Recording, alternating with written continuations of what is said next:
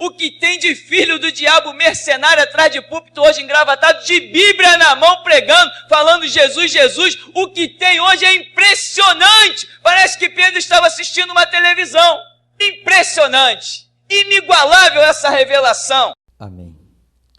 Lucas 10, 25 diz: certa vez um advogado da lei levantou-se com o propósito de submeter Jesus à prova e lhe indagou: mestre, o que preciso fazer para herdar a vida eterna?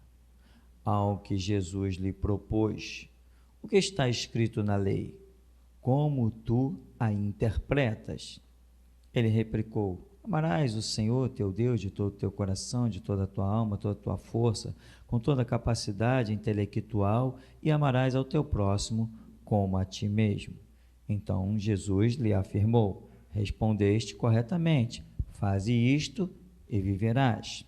Ainda no capítulo 11, irmão, no verso 52, uma folhinha aí para frente, diz assim: ai de vós, advogados da lei, porque vos apropriastes da chave do conhecimento. Contudo, vós mesmos não entrastes, nem permitiste que entrassem aqueles que estavam prestes a entrar. Amém. Podeis sentar. Aqui essa versão King James atualizada fala advogado. As outras versões mais tradicionais dizem certa vez um intérprete da lei, né? Ou seja, intérprete da lei e advogado é a mesma coisa. Porque o que faz um advogado? Ele interpreta a lei, né? Bom, seria isso a lógica, né? O advogado é aquela pessoa que conhece a lei, então ele questiona, usa argumentos diante do juiz. Não, meu cliente tem direito a isso, direito àquilo, porque a lei diz assim, assim, assim. Enfim, e o juiz vai julgar, muitas vezes, detalhes que deveria julgar sem que ninguém dissesse nada, porque supostamente um juiz entende da lei, mas ele só vai julgar quando um advogado ressalta, faz sobressair aquilo, cria documentos, cita, está escrito no livro tal, está escrito não sei aonde. Ou seja, o nosso sistema jurídico, para mim, ele não passa de uma grandiosíssima bandaleira. É um bando de panaca, um bando de salafrário. Porque como é que um advogado precisa enviar um documento para o juiz para que o juiz observe o direito de uma pessoa? Ora, ele não está lá para isso? Não precisaria de advogado.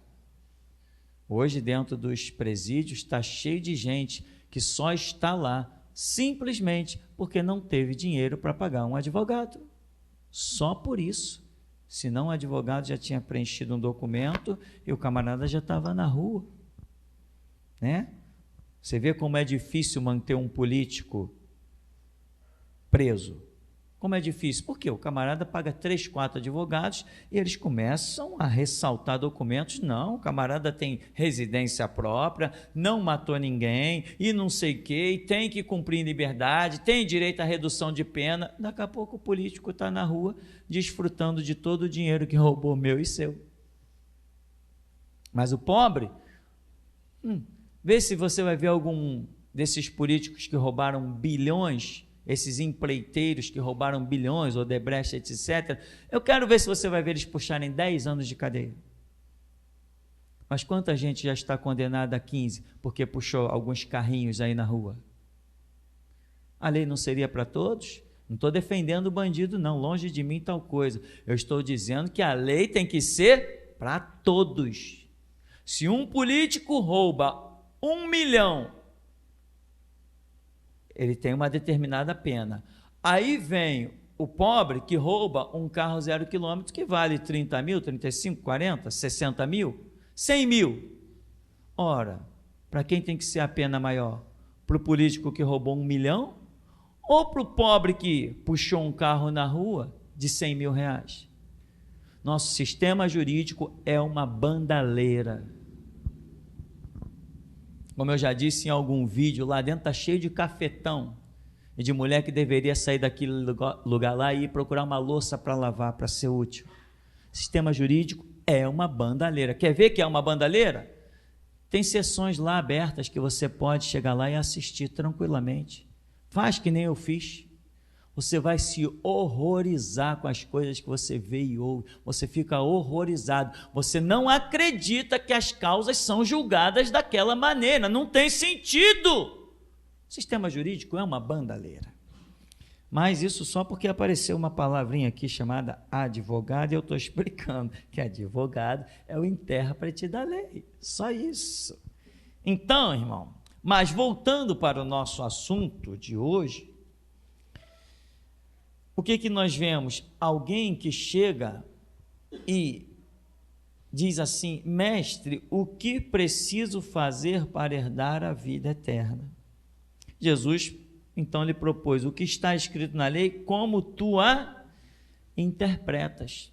Já falamos sobre isso aqui, irmão, que tudo gira na questão de como você interpreta alguma coisa que te dizem. Hoje nós temos um monte de gente a caminho do inferno numa religião chamada budismo. Por quê? A maneira como o cidadão interpreta a vida e as coisas que lhe são ditas, a maneira como ele sonda ou não sonda o princípio do que lhe é dito, o leva a ter uma postura, e essa postura vai levá-lo ou ao céu ou ao inferno. No caso do budismo, a Escritura diz que Jesus é o único caminho, ele é a única verdade e ele é a única fonte de vida.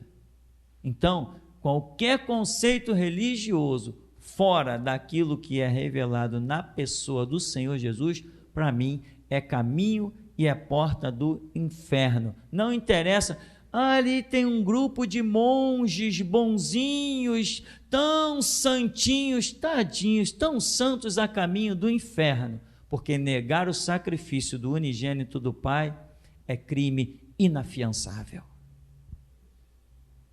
Não me interessa bonzinho. Jesus não veio buscar bonzinho, ele veio converter o coração do homem a si. É muito diferente de ser bonzinho. As pessoas estão por aí dizendo, católicos e espíritas estão dizendo: por que eu não vou ser salvo? Eu não faço mal a ninguém.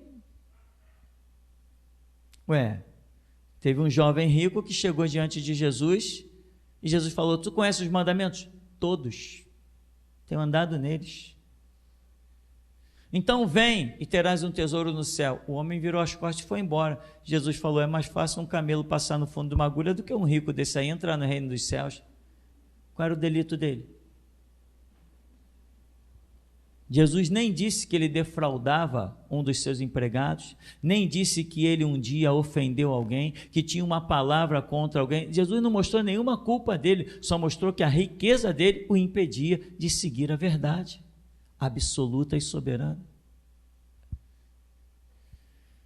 Então, como você interpreta a questão?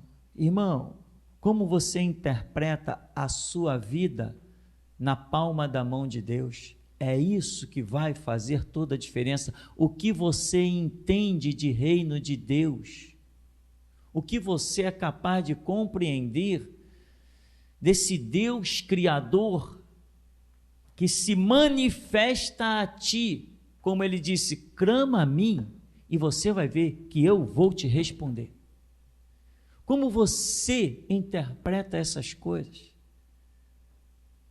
Eu vou dizer uma coisa: eu sou um cara folgado e na linguagem de outros, folgado e abusado.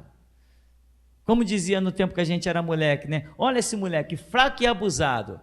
Irmão, eu sou fraco e abusado, mas o meu Deus é forte, não tenho dúvida disso.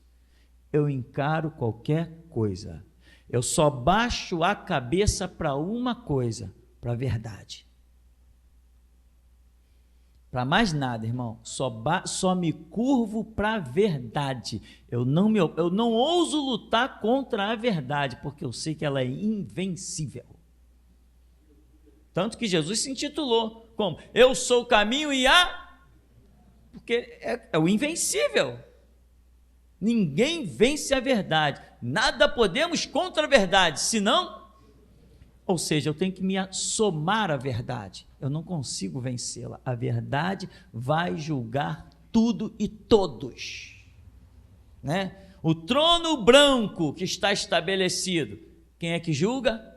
Aquele que se disse, eu sou a verdade. Tremendo quando os quebra-cabeças se encaixam. Então, Jesus, ele se preocupou. Como você interpreta as coisas desse Deus tão tremendo, da obra que Ele tem feito na tua vida? Se você tiver o entendimento que eu tenho, e o meu entendimento, ele é verdadeiro, ele é fundamentado, eu não falo com fantasmas, eu falo com Deus. Eu não brinco de igreja. Isso aqui, essa igreja aqui para mim, isso aqui, meu irmão, não é a fonte de sustento da minha casa, não é isso aqui. Eu não estou aqui para pedir o teu dinheiro. Irmão, olha, nós estamos com necessidades especiais, você pode trazer o teu trízimo? Não estou preocupado com nada disso aqui. O que me sustenta é Deus. Ele disse, digno é o meu obreiro do seu salário. E eu já falei no que eu creio. O salário de Jesus Cristo não se resume a um dinheiro inventado pelos homens. Antes que existisse dinheiro, ele sustentava Adão e Eva lá no paraíso. Amém, meu irmão? Antes que existisse dinheiro, os homens já estavam sobre a face da terra e eram alimentados por Deus, muito antes que os homens inventassem dinheiro ou suas trocas, seus câmbios. Deus pode sustentar do mesmo jeito. Ah, mas pastor, hoje você não tem onde plantar. Não tem onde plantar, mas tem o Deus que é onde colher. Não me limito a nada, porque eu entendi que o Filho de Deus veio morrer por mim. Ele não veio morrer por mim para mim ficar com fome. Ele não veio morrer por mim para mim cair ali pela primeira zika vírus que aparecer na frente. Apagar, morrer. Ele não veio morrer por mim para uma balinha de chumbo disparada de um revólver eliminar a minha vida. Oh, fatalidade. Isso é para o mundo, para mim não. Estou fora, estou isento disso. Jesus Cristo morreu pelos vencedores, não pelos derrotados. Então, irmão, como você interpreta esta obra de Deus na sua vida? Como você interpreta os feitos de Deus por você? É isso que vai te dar a ousadia, a intrepidez. Todos nós já tivemos medo de alguma coisa, não já? Eu já tive meus medos também. Eu tinha medo de um raio cair na minha cabeça. Você pode rir, mas tempestade eu ficava, caramba, era tanta notícia. O trovão, tu sabe que o trovão estremece dentro da gente, né? A terra treme. É o deslocamento de um monte de hidrogênio, como é que chama essas coisas? Gases, deslocamento de um monte de gases atmosféricos, aquilo abala. Se você estiver ligado assim, prestando atenção, eu tinha medo até de um raio cair em cima de mim, irmão. Você pode rir, caramba, pastor, mas que medo engraçado. Era um medo sério. Até que um dia eu ia descendo a rua e deu-lhe um raio, aqueles de estremecer, quando eu sacudi, uma coisa soprou no meu ouvido assim. Tinha um amigo caminhando comigo e eu não vi ele. E soprou só assim, ó. Deus não te criou para um raio te matar. Eu falei, é mesmo? Acabou. Pode chover canivete, raio, trovão, meu irmão. O raio pode cair em cima da cabeça de todo mundo, na minha não vai cair. É a minha fé. Então, quando você tem um entendimento, você tem uma postura, você tem uma atitude. Tudo depende do seu entendimento. Jesus está perguntando para o homem, vem cá, qual é a sua dúvida? O que você faz para herdar a vida eterna? O que ele era? O intérprete da lei. Então, Como que um intérprete da lei vai chegar para Jesus e perguntar o que eu faço para herdar a vida eterna? Se Jesus se manifestasse hoje aqui, visível, em carne, e todo mundo olhasse, ó Senhor, bendito é o teu nome, e aqui está Jesus, você acha que eu ia perguntar a Jesus, Senhor, o que eu faço para herdar a vida eterna? Fala sério, meu irmão, isso eu já sei de qual salteado, isso eu já ensino para o mundo escapar do inferno. Esse homem é intérprete da lei, ele tem uma reputação que não é brincadeira não, ele sabe ler e escrever muito bem, é um fera, seria um homem de 10 academias, 10 faculdades nos dias de hoje, comparado aí quem está no primeiro grau. Eram esses os intérpretes da lei, porque o hebraico é um idioma dificílimo. Já começa que ele não tem ponto, não tem vírgula, não tem nada. É complicado. Tem que conhecer o idioma para poder dar a ele alguma interpretação. Ele tem frases inteiras, artigos e conjunções, tudo numa palavra só. Quem não conhece pensa que é uma palavra, quando na verdade ali tem uma frase inteira. O homem, para ser isso aqui, ser classificado como um intérprete, um advogado da lei, ele era bom na escrita, na leitura, e muito bom, porque o hebraico é um idioma dificílimo. Ele tem convicção? Não tem convicção da salvação. Ele vem e pergunta para Jesus, o que eu faço para herdar a vida eterna? Se você visse Jesus, irmão, você faria essa pergunta? Se você faria esta pergunta, eu te digo, você ainda tem muito que aprender e você está mal. Para quem já tem mais de um ano na igreja, eu diria, você está muito mal. Muito mal, a sua vida espiritual está precária, está horrenda. Porque nós não temos mais necessidade de perguntar qual o caminho da salvação. Que atitude eu devo ter? Que postura eu preciso para que o Senhor seja Deus na minha vida? Eu não preciso mais perguntar isso. Ele já disse para Abraão, e eu já tomei conhecimento, anda na minha presença e ser perfeito. O que é ser perfeito? É realizar as boas obras. E o que são as boas obras? A vontade de Deus. Quando Moisés mandou matar, era a vontade de Deus. Então isso é boa obra. Quando Josué matou, era a vontade de Deus? Então é boa obra. Tudo aquilo que for a vontade de Deus é uma boa obra. Deus investiu na sua vida, irmão. João 3,16, Deus amou o mundo de tal maneira e deu o seu Filho unigênito para que todo aquele que nele crê, ou seja, se você crê, você verá a glória de Deus. Jesus falou diante do túmulo de Lázaro, se tu creres, verás a glória de Deus. Irmão, entenda, o investimento de Deus na sua vida é muito grande. Você precisa ter consciência do que Deus investiu e ter consciência que o investimento de Deus não vai se frustrar. Você precisa desenvolver esses anticorpos dentro de ti, senão você vai naufragar. Diante da situação difícil, diante da dificuldade, o que você fala? Deus proverá. Mas quando vem a dificuldade, você se abate, vai para o canto chorar? Aí eu vou te perguntar, e de toda a Escritura, como você interpreta? Eu participei de uma igreja, ela comprou um terreno do lado, estava construindo um seminário.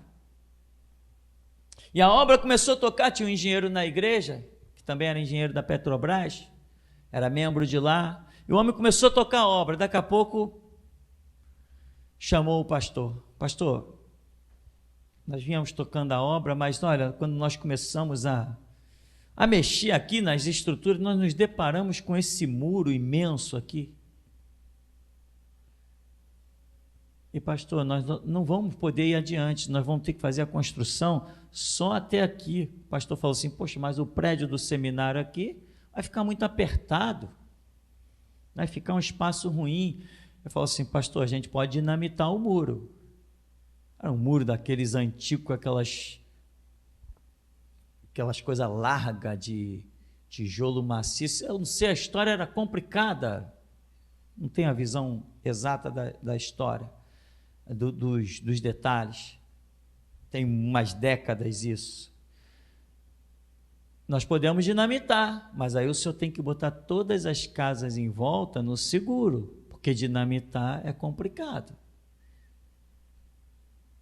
Então a gente vai com a obra até aqui. O pastor falou assim: então faz o seguinte, vai realizando as outras coisas, deixa esse muro quieto aí. Ele chegou perto do muro e falou assim: já que nós não temos recurso, botou a mão no muro, Deus vai cuidar desse muro. Acabou.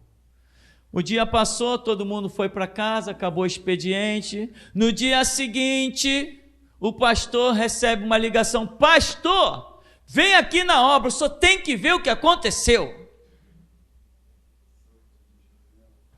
Você não tem ideia do investimento de Deus nas nossas vidas. Depois desse seminário, quando foi feito, eu estive lá dentro estudando de graça. Milhares de pessoas tiveram acesso ao estudo lá nesse seminário, porque o pastor falou assim para Deus: se o Senhor um dia me der um seminário, ninguém vai pagar nada, será tudo de graça. E Deus deu a ele.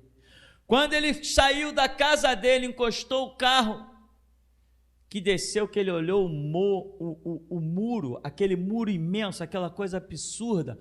O muro tinha sido inteiro, tinha sido arrancado do chão, com alicerce, com tudo, e tombado, e estava todo picado no chão.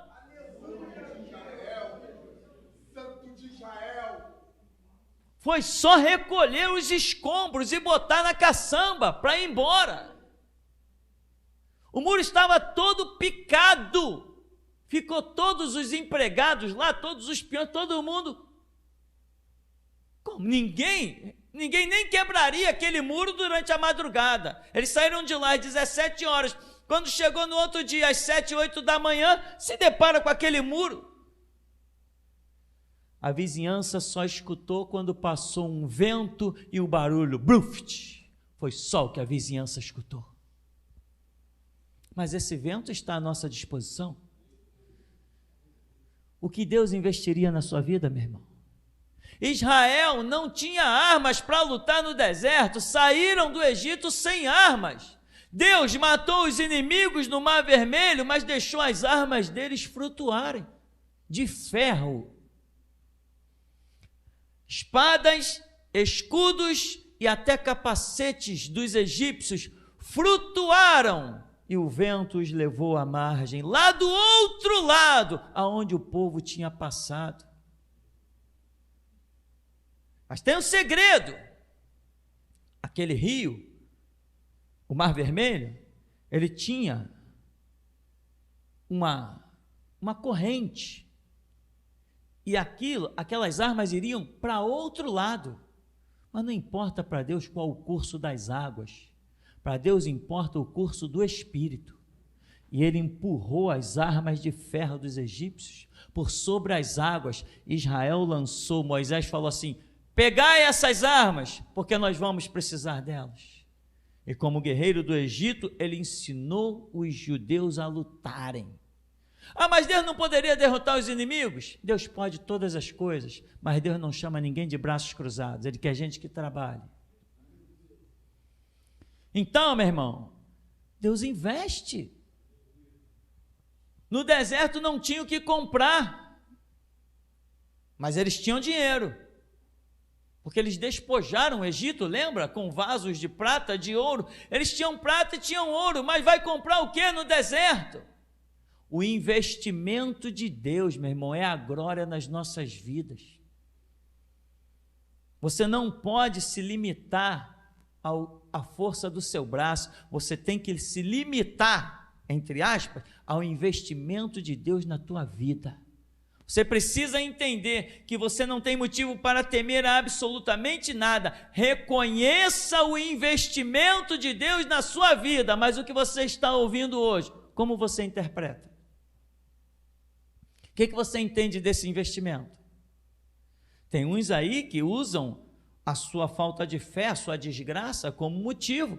Não, eu sei que Deus me dá, mas eu tenho que fazer. Sim, eu tenho que fazer, sim, mas Deus me dá. Então eu não posso, no meu ter que fazer, roubar o tempo de Deus. Ele tem que ser primeiro. É buscar o reino de Deus e a sua justiça em primeiro lugar. Meu trabalho está me atrapalhando de buscar a face de Deus. Deixa eu falar uma coisa com Deus. Deus, esse trabalho está me atrapalhando. Eu continuo nele ou eu abandono? Não, continua, que eu estou no negócio. Opa, então eu continuo. Abandona, eu abandono. Mas se eu passar fome? Ninguém passa fome quando obedece Jeová. Ninguém. Quando obedece Jeová, ninguém passa fome. Ninguém cai na desgraça, ninguém cai na fatalidade, porque o investimento de Deus é violento. Jesus contou uma parábola. Um homem se preparou para construir, mas quando se prepara para construir, conta Jesus aos seus discípulos, primeiro tem que sentar, ver o que vai gastar, analisar e ver se vai poder concluir aquela construção, para que depois as pessoas olhem e vejam a obra inacabada e zombem do homem, dizendo, aquele homem começou uma obra e não teve condições de construir. Já existiam os maus pensamentos desde aquele tempo, né? Então, aí Jesus falou assim, então, primeiro tem que analisar, para ver se vai poder levar a obra até o final. Se tem recursos para tal coisa, se tem investimento suficiente. O homem senta e analisa, eu já falei e vou repetir, o homem dessa parábola é Deus, e o investimento de Deus nessa parábola é o homem. Deus olhou para você e disse, eu vou poder começar uma obra e tenho condições de terminar, eu tenho investimento suficiente. Então, meu irmão, se comporte como tal, aceite, interprete direito as coisas. Um Deus que sai do seu trono para fazer algo tão glorioso por cada um de nós, nós estamos de pé, não é por coincidência, é por milagre. O diabo está arrasando, arrebentando com vidas aí dentro, mas e a nossa? E nós que saímos do espiritismo e cuspimos na cara do diabo, por que estamos de pé? Nós que saímos do catolicismo, dos demônios do catolicismo, estamos de pé. Por quê? Porque Deus investiu em nós, irmão. Foi um investimento de Deus. E aquele que começa a boa obra, vai aperfeiçoar.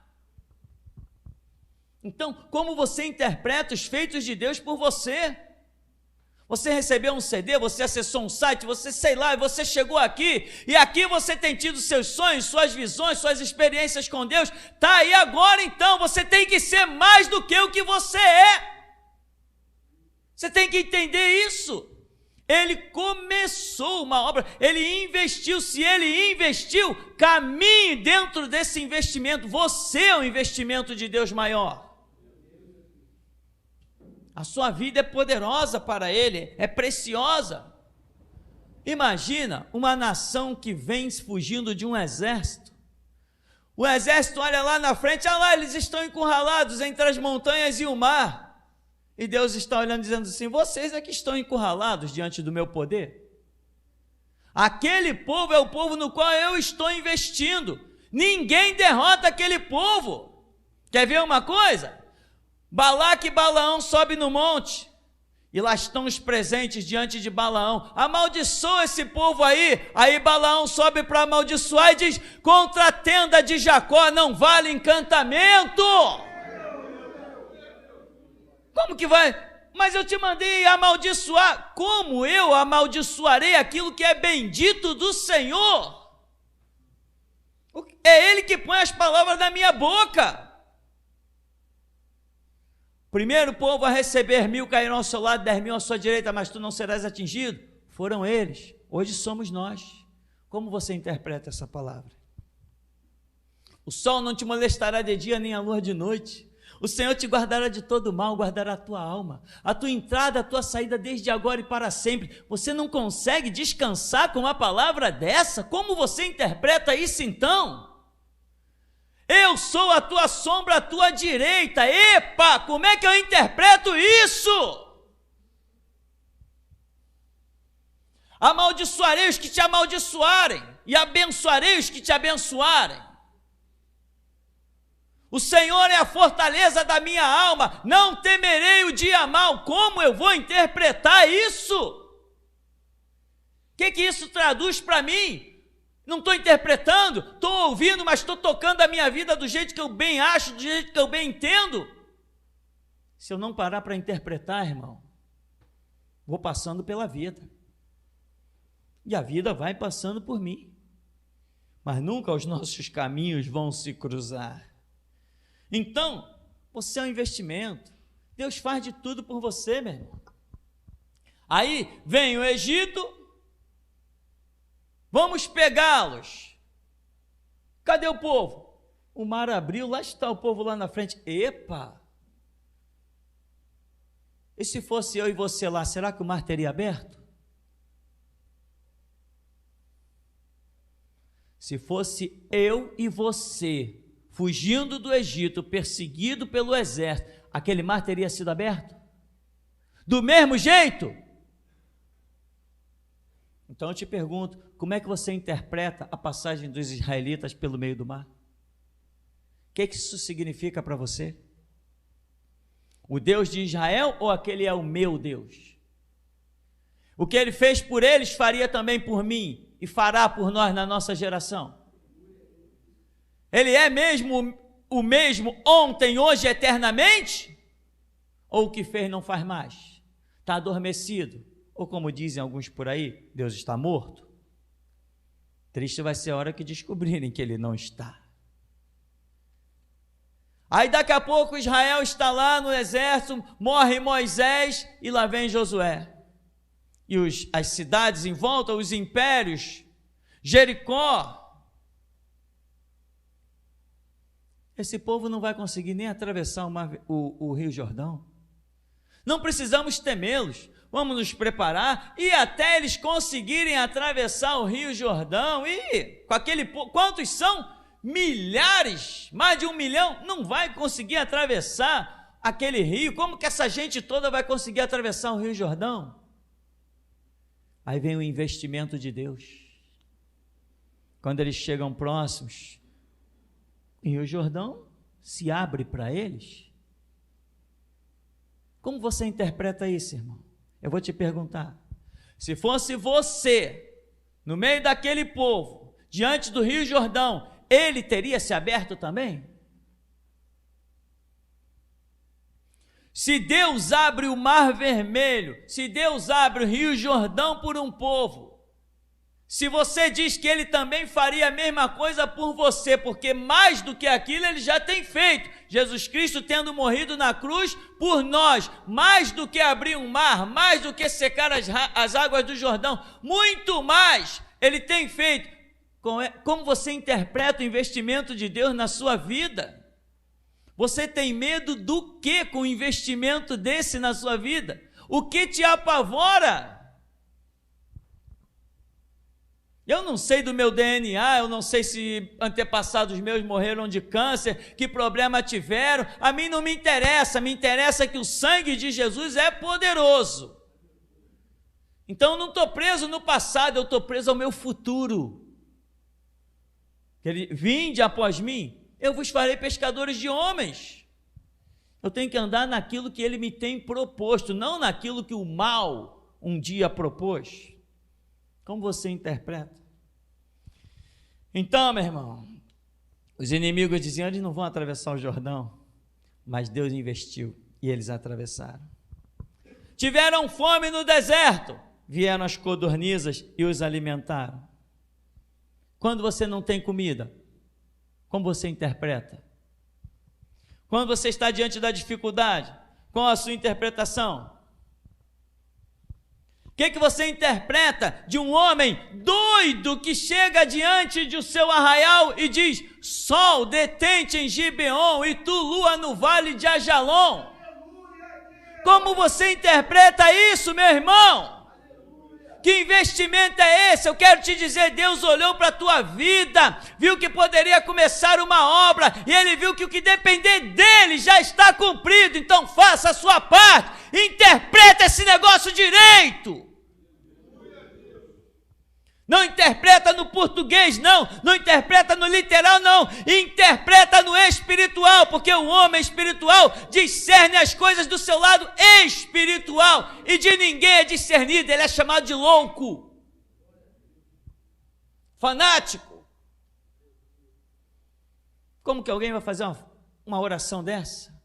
Sol detente em Gibeon, tu lua no vale de Ajalon. Deus é tão tremendo que isso poderia hoje soar como uma loucura, mas Ele deu conhecimento aos cientistas e hoje eles provam que o planeta Terra está atrasado 24 horas. A maior parte foi quando Josué fez a oração, que a Bíblia diz que o sol ficou lá no céu e não se deteve por quase um dia inteiro. E depois lá no relógio de Acabe, relógio de Acais, quando, no tempo do profeta Isaías, o homem recebe a palavra que vai morrer, mas se humilha, Isaías volta e diz para ele: o Senhor ouviu tua oração, tu não vai morrer, Ele vai te dar 15 anos. Qual o sinal que você quer? Que a sombra do relógio se adiante ou volte? Ele diz assim: não, que volte. Voltou. Ou seja, o planeta girou ao contrário, sei lá que mistérios são aí. Eu sei que hoje os cientistas provam que o planeta Terra está atrasado em 24 horas na sua rotação. Não conseguem entender como é isso. Eu explico para eles, isso está aqui na Escritura, é o nosso Deus, que quando investe em um povo, se ele tiver que parar o planeta, ele para. Se ele tiver que abrir os mares, ele abre. Se ele tiver que fazer um maná se formar e cair, ele faz. A rocha da água, ele faz. O martelo flutuar, ele faz. Ele faz tudo por nós. Tudo. É um investimento fora do comum. Quando os inimigos se levantarem contra você, meu irmão, apenas diga: coitado deles. Eles estão aniquilando o seu futuro. Mas o meu não, o meu é impossível aniquilar, porque o investimento de Deus é muito grande. O que diremos de um Deus que é capaz de dizer: fogo esfria, e os seus servos estão passeando, e todo mundo vê e fica assustado, e diz: há um quarto homem nesta fornalha. O que você interpreta disso? Se fosse você, teria acontecido a mesma coisa? Não, mas aqueles eram homens santos. Então você já era, você está acabado. Eles não eram homens santos, eles eram pecadores que nem nós. Por isso, receberam perdão, confessando os seus pecados. É o mesmo caminho que eu e você tem. A Escritura diz que todos, o quê? Pecaram, incluindo Sadraque, Mesaque e Abednego. Todos pecaram, incluindo quem? Daniel. Mas você já conheceu algum homem que entrou numa cova de leão e saiu de lá inteiro? E se fosse você naquela cova de leão? Teria tido o mesmo resultado? Se você dissesse assim: não, eu não sou tão santo assim, então, meu irmão, vai para casa, vai jogar videogame, vai procurar uma coisa útil para fazer, porque você está ocupando inutilmente o banco da igreja. Isso aqui é para aqueles que querem ver o impossível. Isso aqui é para aqueles que querem dizer assim: Deus, tu não deixaste Moisés ver a tua face, mas deixa a mim. Isso aqui é para esses, meu irmão. Eu não sei se eu vou ver ou não, mas eu tenho ousadia. Eu acredito que a bomba atômica pode explodir do meu lado e eu vou ficar intacto.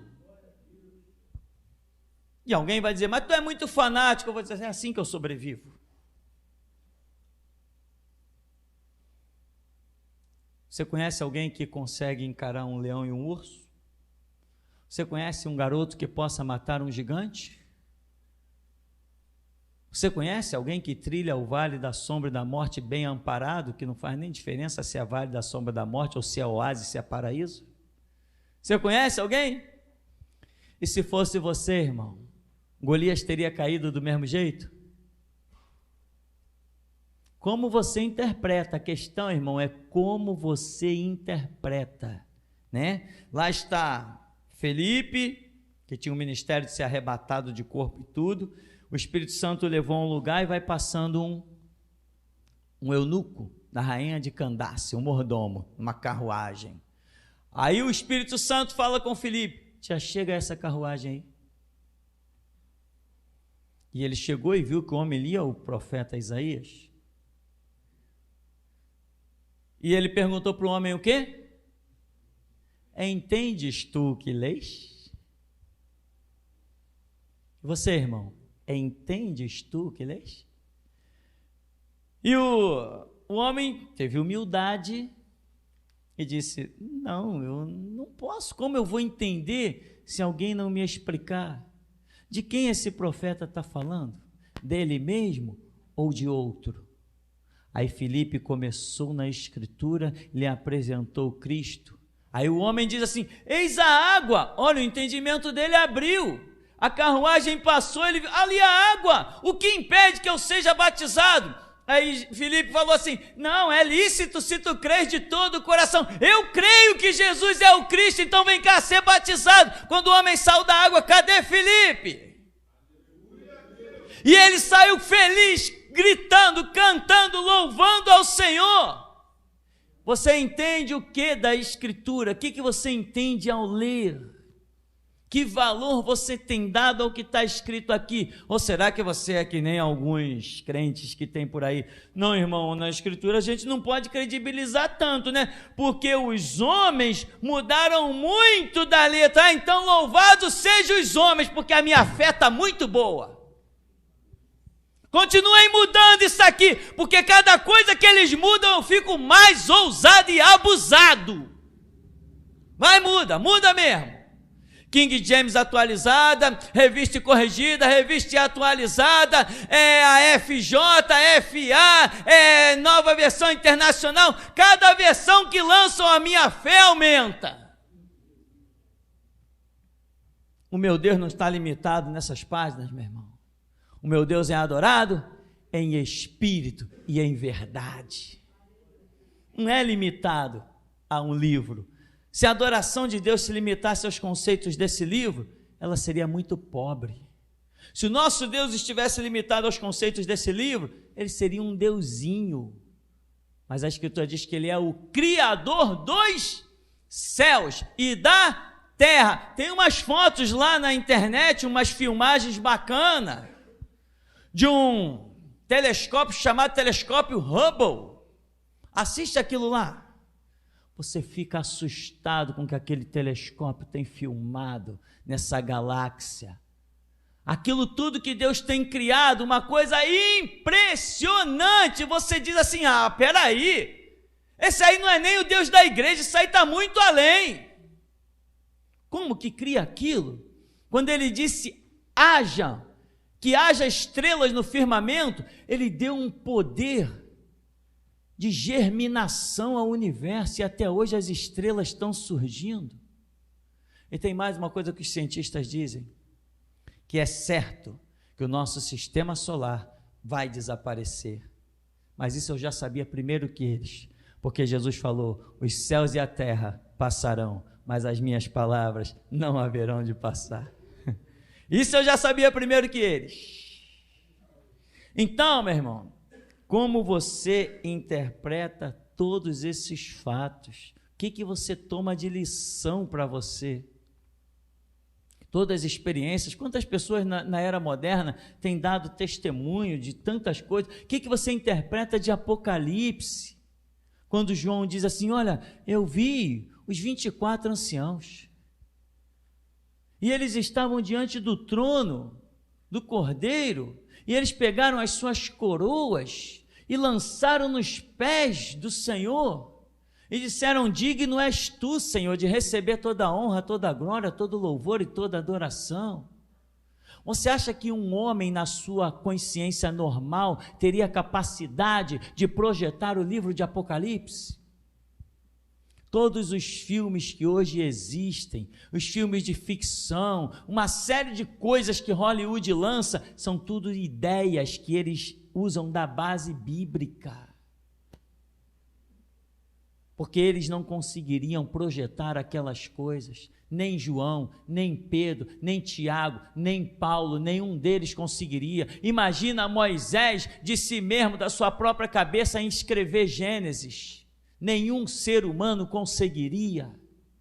Tenta então fazer, para você ver se você consegue. Então nós podemos dizer que temos em nossas mãos a palavra de Deus.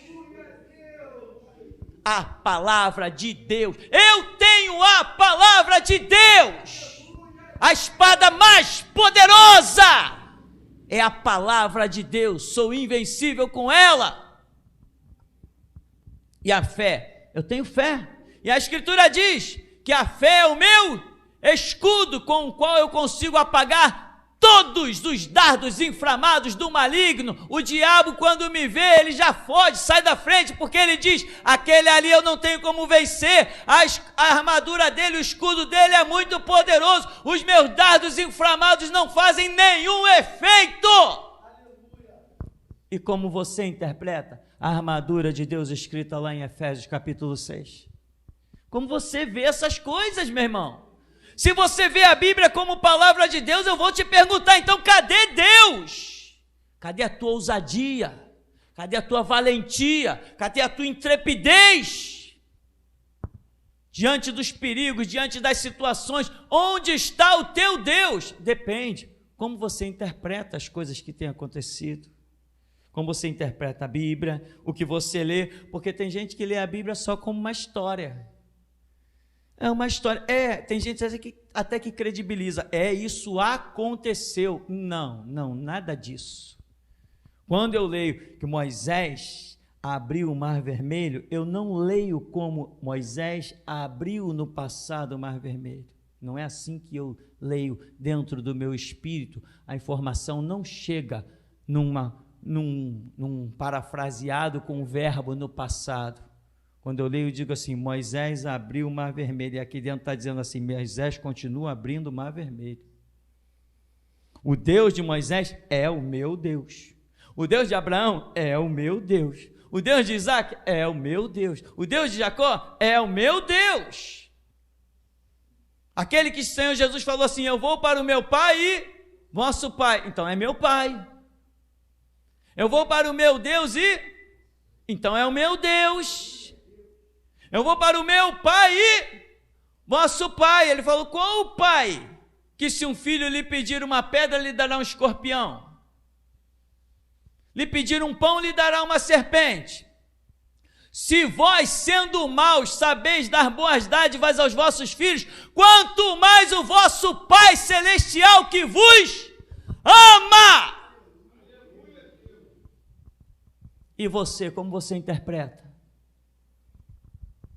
O verdadeiro amor lança fora todo medo. Você já entendeu o verdadeiro amor? Você já entendeu o quanto que Deus investiu na sua vida, meu irmão? Você já entendeu isso? O dia que muitos de nós entendermos isso, meu irmão, o planeta vai pegar fogo. Vai pegar fogo.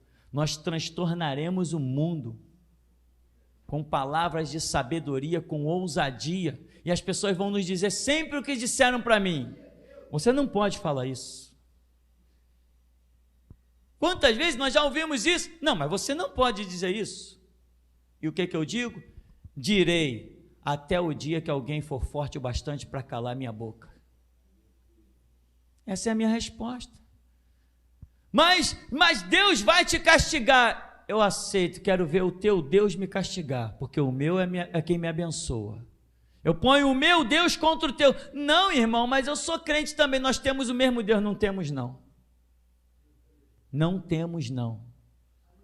Porque o nosso Deus difere de acordo com as nossas interpretações a respeito dele. É por isso que cada um anda segundo a fé que alcançou. Todo mundo está crendo mesmo nas coisas? Se beberes alguma coisa mortífera, não lhes fará mal, Que loucura! Deus investiu tanto em mim que eu posso tomar um veneno e eu não estou nem aí, é suco de laranja. É isso ou não é isso? É isso, não é isso que está escrito, eu vou perguntar diferente. É isso que o Espírito Santo tem te falado ou não? Pode esquecer o que está escrito, porque a voz dele é superior às letras. A voz dele é superior a um livro. A voz dele é superior a papel e caneta. O Espírito testifica com o nosso Espírito que somos filhos de Deus. Filho de Deus não cai por bala perdida. Filho de Deus não tem pneu de carro estourado, carro capotado. Pode até ter, mas que eu vou sair de pé dançando e dando glória a Deus, vou. Filho de Deus é assim, meu irmão. Agora, como você interpreta? O que você pensa dessas coisas? Se você olhar para esse livro e dizer, caramba, tudo isso que está aqui, a abertura do Mar Vermelho, o sol que se detém em Gibeon, a lua no vale de Ajolão, o rio que abriu, o rio Jordão que abriu, o maná que desceu, a rocha que deu água, as codornizas, o exército que foi abatido, os 185 mil que foram mortos. Se você olhar esse livro e dizer assim, tudo isso é comigo. Se você disser que tudo isso é contigo, a sua vida tem que mudar hoje, aqui e agora. Mas se você disser, não, aquilo lá foi com Israel, aquilo foi com Moisés, aquilo foi com Josué, aí o Espírito Santo vai dizer assim, então tá bom, eu fico com eles, tchau. Por que Deus não faz as mesmas obras? Porque não encontra os mesmos homens? Porque não encontra a mesma fé, mesmos homens quer dizer a mesma fé. Por que Deus não está mais soterrando os inimigos? Porque não tem mais Moisés para ir diante de Faraó e dizer, deixa sair o meu povo. Mas o dia que alguém se levantar e disser para Faraó, deixa sair o meu povo, eles vão experimentar não apenas 10 pragas, vão experimentar 1000. Mas se você se cala, se não houver clamor, irmão, não tem nada. Clama a mim e responder-te-ei, e anunciar-te-ei coisas grandes e firmes que tu não sabes. Não tem clamor, não tem nada, tem só papo furado. Então, se você tem a visão correta da obra de Deus, o que é a obra de Deus? Irmão, você tem que entender o seguinte: a abertura do Mar Vermelho foi para deixar um testemunho para você. A abertura do Rio Jordão foi um testemunho para você. As codornizes, o maná, a rocha que deu água, as armas de ferro que flutuaram, isso é testemunho para você. Eliseu foi chamado, meu senhor, o machado caiu na água, ele pegou uma madeirinha, jogou lá, o ferro flutuou, ele disse, pega o ferro aí. Um ferro flutuando na água, sabe por que aquilo? Porque foi para você. Deus operou uma coisinha com Elias, uma coisinha com Eliseu, uma coisinha com Moisés, uma coisinha com Josué, uma coisinha com Pedro, uma coisinha com Tiago, uma coisinha com Paulo, e dessas coisinhas ele reuniu um caminhão de coisas e disse, toma, agora isso que eu fiz com cada um deles, eu quero tudo para você. A fé que eles tiveram, meu irmão, não é nada diante da que nós temos que ter. O que Paulo viu? O que Moisés viu? O que eles viram não se compara ao que eu tenho visto, incluindo o que eles viram, porque o que eles viram é a mesma coisa que eu ter visto. Eu vi Jesus conversando com Paulo e dizendo, Saulo, sai de Jerusalém. Como que eu vi? Eu vi porque eu creio no depoimento dele. Eu vi Jesus ressuscitado, mas Moisés não viu. Tanto que Paulo escreve dizendo, eles, os judeus, eles enxergam as coisas como tendo um véu sobre o seu rosto, mas nós não, para nós, o cristianismo, o véu do templo se rasgou. E naquilo que eles tinham acesso uma vez por ano ao Santo dos Santos, hoje nós temos o tempo todo, está à nossa disposição. Mas, como nós interpretamos estas coisas, porque tudo na nossa vida, irmão, fará diferença de acordo com a maneira que nós vemos as coisas. Olha quanta gente ridícula tem por aí. Camarada vai no terreiro, aí o tranca-rua, Maria Mulambo, Maria Padilho, o preto velho, você tem que arrear um trabalho para mim na encruzilhada, com cachaça, vela, charuto, galinha rosa, preta, amarela. Aí a pessoa, como ela interpreta aquilo ali? Ah, tá. Aí ela vai lá, inocentemente, tadinha, põe na encruzilhada um trabalho e ela acha que alguma coisa vai mudar. Não muda nada, a única coisa que muda é que ela, às vezes, pede até dinheiro emprestado para botar aqueles trabalhos na encruzilhada e os filhos estão passando fome. Mas é como ela recebe a informação e como ela interpreta a questão. Vai no espiritismo, eles pregam uma tal de reencarnação, porque você vai morrer e depois de milhões de reencarnações, você vai se tornar um ser mais evoluído. Eles interpretam aquilo de uma maneira e saem por aí, que nem estúpidos. É tanta gente reencarnando há milhões de anos e a gente não vê nenhum sábio na sociedade. Ninguém mais evoluído. A sociedade, cada dia que passa, fica pior, a tal ponto que ela vai ter que ser destruída. Mas é uma questão de interpretação. Aí vem você para o Evangelho e o Senhor Jesus vem e diz assim: eu morri na cruz por ti. Eu dei a minha vida por você. Eu deixei o meu trono da glória, habitei neste mundo. Vim aqui usar coroa de espinhos, ser ensanguentado, chicotado, esbofeteado, cuspido, porque eu te amo. Eu morri, eu encarei um túmulo frio. Eu encarei os tormentos da morte, porque eu preferi morrer do que viver sem você. E você, o que você faz com essa informação? Eu, quando ouvi essa música, eu fiquei em choque. Preferiu morrer a viver sem mim. Eu falei, eu já sabia disso, mas na música, naquela unção do Espírito, naquela graça, aquilo se processou na minha memória e não saiu mais. Eu falei, caramba, preferiu morrer do que viver sem mim. Eu falei assim, eu ainda não entendi o quanto Deus me ama. Mas já entendi o suficiente, que Ele me ama tanto, que nenhum mal me sucederá, nem praga alguma chegará à minha tenda, porque aos seus anjos Ele dará ordem a meu respeito, e 1000 cairão ao meu lado, 10.000 à minha direita, mas eu não serei atingido. E você? Qual o motivo da sua derrota? Qual o motivo da sua desgraça? Qual o motivo da sua cara amarrada? Às vezes eu tento ficar sério, não consigo. Existe algo que treme dentro de mim que me obriga a sorrir. Eu acho engraçado porque eu li uma reportagem científica e diz que as pessoas que sorriem e que cantam duram mais. Eu falei, caramba, tenho vida eterna. Acabei de descobrir que tenho vida eterna. Só vivo rindo e cantando, é por isso que eu tenho vida eterna. Todo crente tem que ser assim, viver cantando e sorrindo, porque tem a vida eterna. Impressionante. Eu falei, caramba, então tem tudo a ver, né? Irmão, como você interpreta a grande obra de Deus pela sua vida? Deus achou pessoas para testemunhar em teu favor.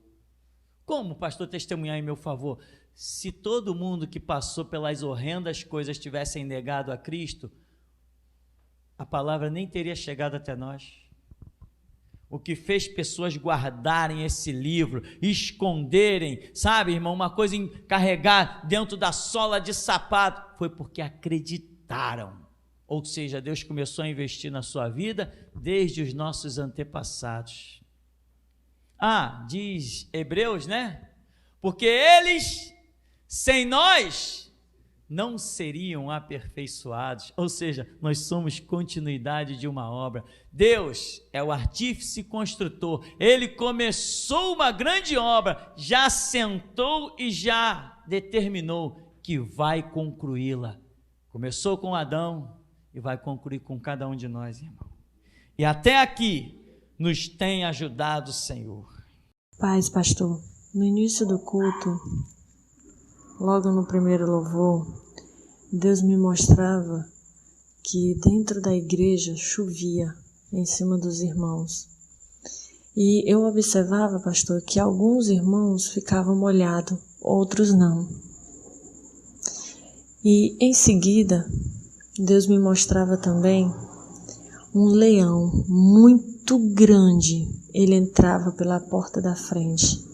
E todos os anjos que estavam dentro da igreja, eles faziam uma reverência. Esse leão vinha, passava pelo corredor e ia até o púlpito. Ele se posicionava de pé diante do púlpito e olhando para a igreja. Foi o que eu vi, pastor. Paz. Pastor, Deus me mostrava também um homem. Eu vi esse homem de costas, orando. E ele, na oração dele, dizia assim, que não queria aquilo que Deus queria realizar na vida dele. Que Deus usasse ele em outra coisa, mas naquilo ele não queria. E ele, nessa oração, ficava relutando que Deus escolhesse outra pessoa para aquela obra e que Deus usasse ele para outra coisa. E o Senhor falava com ele que não era o que o homem queria, e sim o que Deus quer. Que esse homem ele poderia estar usando o seu livre-arbítrio de dizer um não, mas a obra de Deus ia ser feita. Deus vai levantar outra pessoa para fazer o que ele iria fazer, mas um preço alto esse homem irá pagar. Deus diz que está falando com esse homem que ainda há tempo dele voltar e reconhecer o seu erro, porque quem manda é o Senhor e não o servo. Paz, pastor. Deus me mostrava também, pastor, enquanto o senhor orava por justiça, uma mesa onde tinha um juiz. E na mesa desse juiz tinha muitos papéis, tanto do lado direito como do lado esquerdo. E pastor, esse juiz, ele ficava espantado olhando para a frente, quando ele via um ser entrando todo de branco. Esse ser vinha acompanhado de muitos anjos. E ele era tirado aquele juiz dali daquela cadeira. E esse homem de branco se sentava. E ali, pastor, ele assinava muitos papéis. Eu via ele assinando muitos papéis. Foi o que eu vi, pastor. Paz. Pastor, Deus me mostra uma irmã. E tem um anjo do lado dessa irmã, colhendo suas lágrimas. E Deus diz que vê pela madrugada o seu clamor, as suas orações. E o anjo já está vindo com a resposta. Foi o que eu vi, pastor. Paz.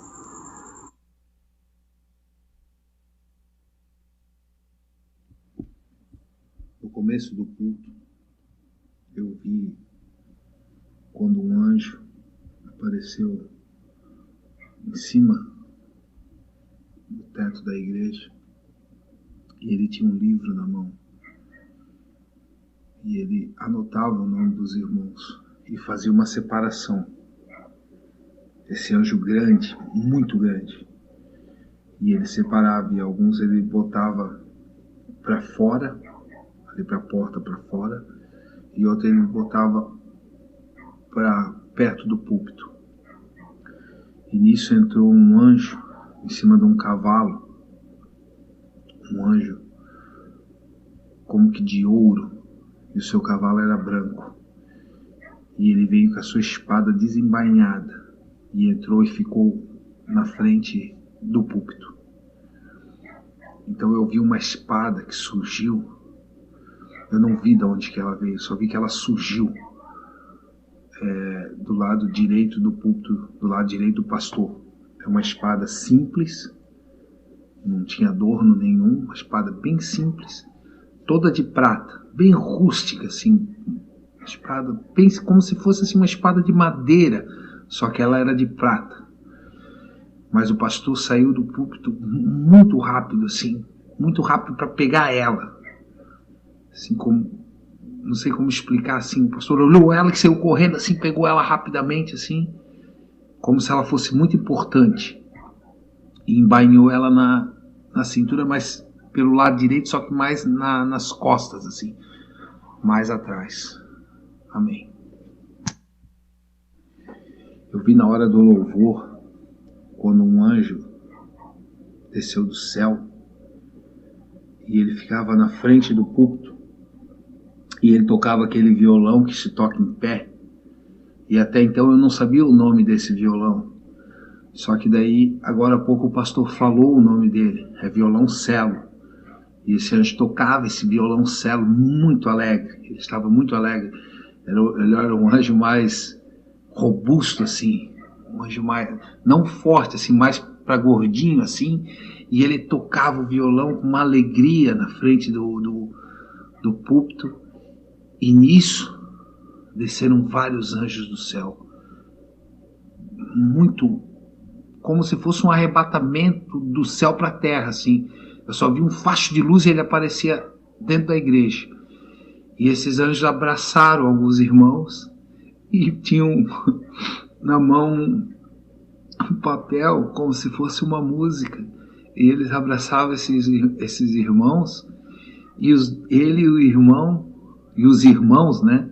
Irmãos e irmãs, eles liam junto e cantavam a música juntos naquele papel, com um anjo abraçado com eles. Amém. Eu vi em vários lugares do mundo gigantes deitados, gigantes de pedra, e eles estavam deitados com as mãos, como quando a gente vê alguém num caixão que fica com aquelas mãos juntas. De repente esses gigantes começaram a levantar, e eles se levantaram e ficaram de pé, e o número desses gigantes eram 7,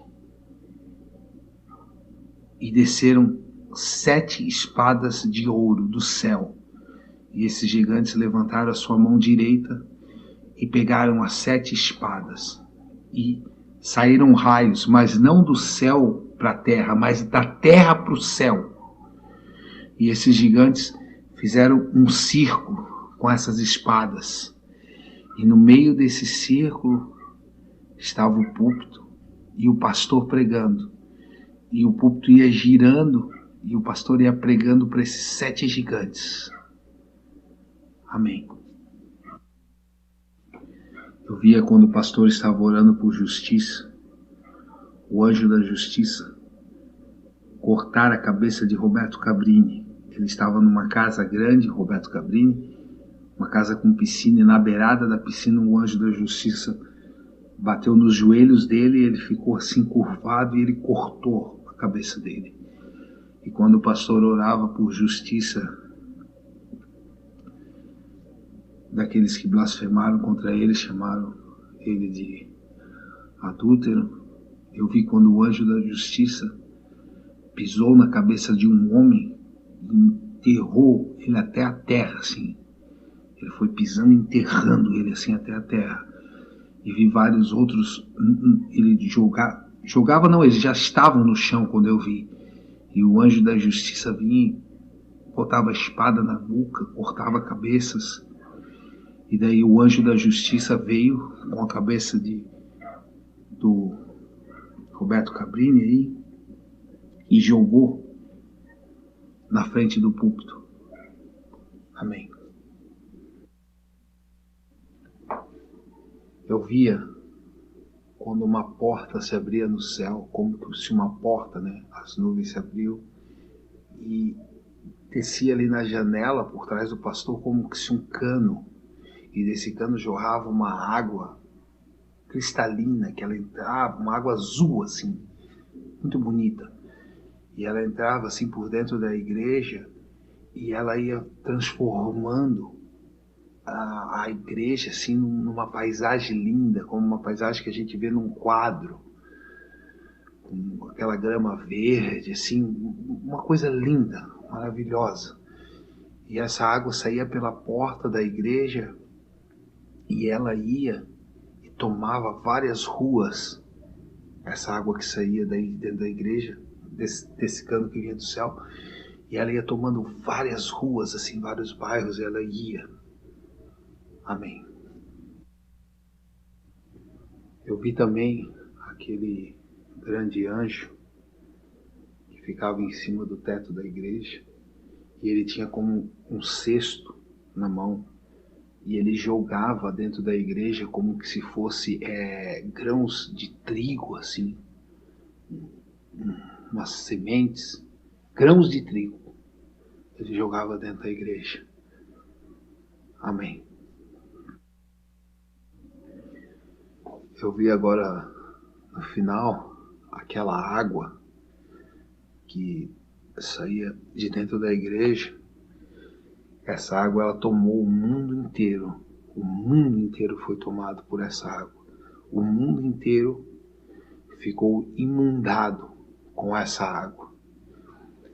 E aquele anjo do começo, que estava com um caderno anotando o nome e separando alguns e botando para a porta e outros para frente do púlpito, essas pessoas que foram para a porta, elas não saíram de dentro da igreja, elas não foram para a rua, mas Deus fez separação com a palavra de hoje.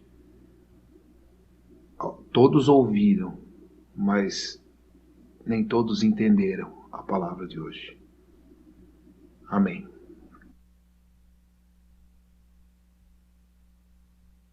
Aleluia. André, tem algo? Não. Volta aí, tem?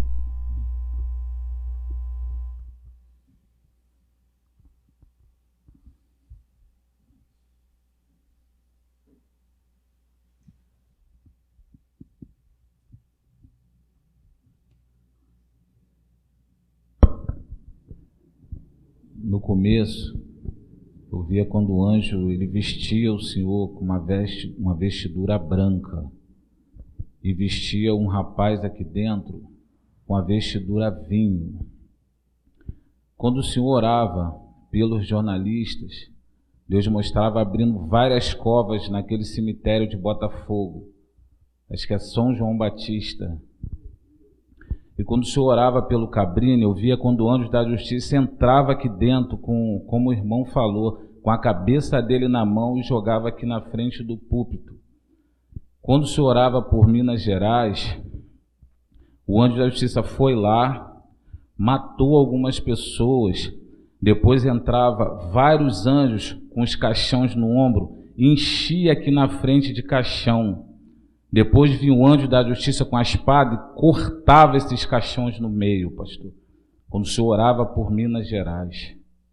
Essa foi a visão que Deus me deu hoje.